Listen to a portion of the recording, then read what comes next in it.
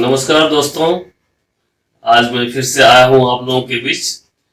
मैंने जैसा वादा किया था आप लोगों से कि मैं जल्द आऊँगा, और आज मैं आप लोगों को रशियन अल्फ़ाबेट के बारे में सिखाऊंगा। हिंदी में जिसे वर्णमाला कहते हैं, रशियन में इसको अल्फ़ाबीट कहते हैं। ये लिखा हुआ है रूस की अल्फ़ाबीट, जिसका मतलब होता है रशियन अल्फ़ाबेट, या हिंदी में इसको ऐसे बोल सकते हैं रूसी वर्णमाला। तो रशियन में या रूसी भाषा में कुल 33 अल्फ़ाबेट हैं, इनके बारे में मैं आज आपको बताऊंगा।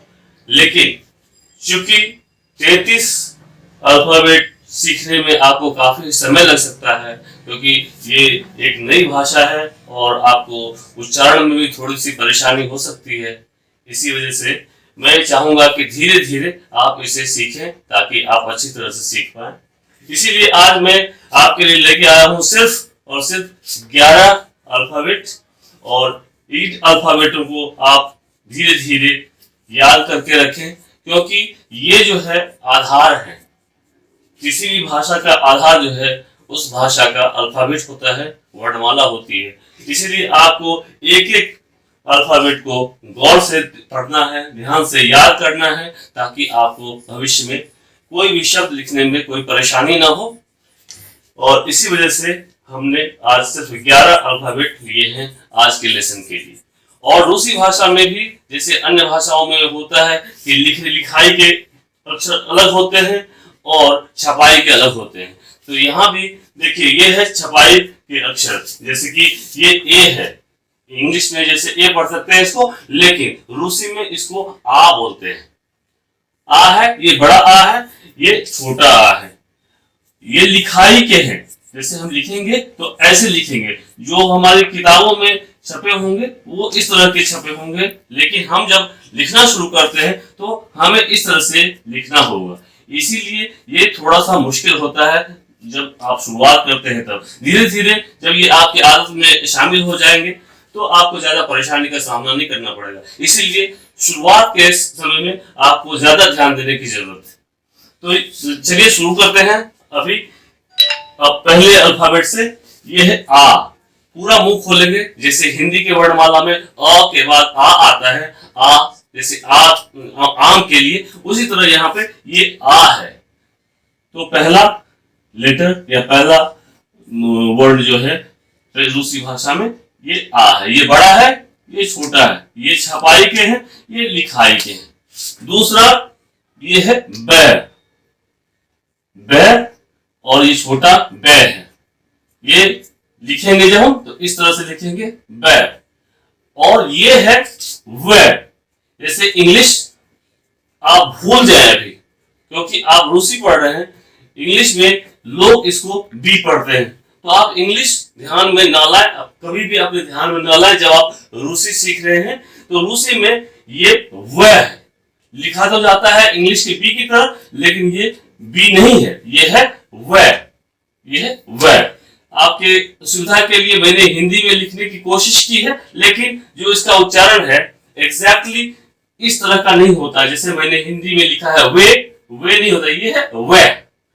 और उसके बाद आगे चलते हैं, ये चौथा लेटर है, ये है ग। ग, ये देख रहे हैं आप छपाई वाले, और ये है लिखावट के, जो हम लिखेंगे ये है ग। उसके बाद आते हैं, ये है द। इंग्लिश में आप इसको जैसे देखते हैं तो ये डी जैसा मालूम होता है, लेकिन जब हम इसको छोटे लिखेंगे तो ये जी, इंग्लिश के जी के समान होता है। और इधर आप देखें जो छपाई के हैं वो डेल्टा के साइन की तरह होता है, ये है दे। जैसे हिंदी में दादा लिखते हैं तो ये दादा लिख सकते हैं। और रशियन में एक शब्द होता है दा, जिसका मतलब होता है हाँ। तो ये ये है दे लेंगे, आ लेंगे, ये आ, ये द। तो दा एक वर्ड होता है जिसका मतलब हुआ हाँ, यस, इंग्लिश में यस। तो ये द है, ये छपाई और ये लिखावट के। उसके बाद तो ये है हमारा छठा अल्फाबेट ये बड़ा और ये छोटा, ये छपाई के, ये लिखावट के। उसके बाद इसके दो बिंदी डल जाती है तो ये जो है बदल के यो हो जाता है, ये है यो। और उसके आगे हम आते हैं इसके इस वर्ड को या इस अल्फाबेट को बोलते हैं य। जैसे इंग्लिश में प्लेजर होता है, pleasure, my pleasure, leisure, pleasure, तो वो उसी तरह का साउंड होता है। हिंदी में इसके इक्विवेलेंट कोई भी साउंड नहीं है, इसलिए मैंने इसको ज लिख दिया है, ये ज, और उसके नीचे बिंदी लगा दी है। लेकिन आपको पढ़ना है य। मेरे मुंह को देखिए मैं कैसे उच्चारण करता हूं, य। ये लिखाई के, ये छपाई के, बड़ा, ये छोटा। उसके बाद आता है ज। जैसे आप पढ़ते हैं जेड, जिब्रा, तो वो जेड में जैसा साउंड होता है ज, और उसके नीचे बिंदी लगा दी है तो ज। क्योंकि हिंदी में ये ऐसा उच्चारण नहीं हो पाता है, ये उर्दू में ज है लेकिन हिंदी में नहीं, इसलिए हमने इस यहाँ पर एक बिंदी डाली है, जेब्रा।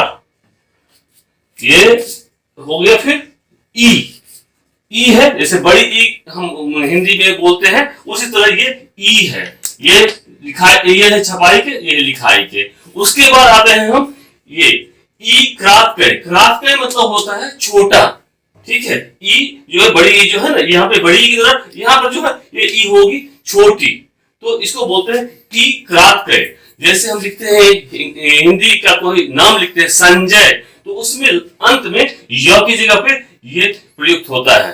जैसे वाई का यूज हम करते हैं कभी कभी इंग्लिश में, उसी तरह ये ई क्लास का हम प्रयोग करते हैं रूसी भाषा में। तो ये हो गए हमारे 11 अल्फाबेट अभी के लिए, इस वीडियो के लिए। और आगे 2 वीडियो और हम बनाएंगे रूसी अल्फाबेट के ऊपर, जिसमें कि हम 11 टोटल 33 अल्फाबेट है रूसी भाषा में। तो हमने इसको 3 भाग में बांट दिया है आपकी सुविधा के लिए, ताकि आप आराम से इन्हें याद कर सके।